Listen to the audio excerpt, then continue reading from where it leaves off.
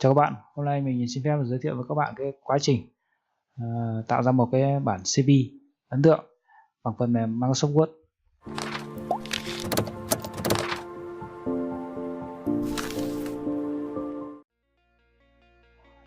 Do cái quá trình thực hiện tương đối là dài, cho nên là mình sẽ tua nhanh cái video cũng như là chèn một chút nhạc vào các bạn xem đỡ nhàm chán.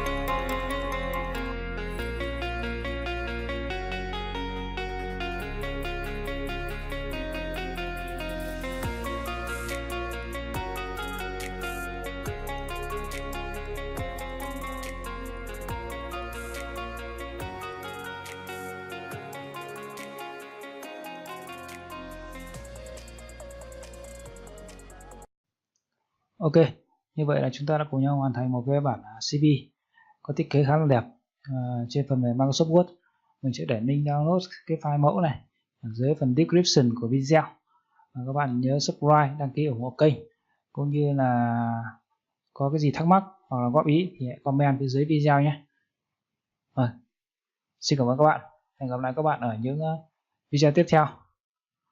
Chúc các bạn thành công.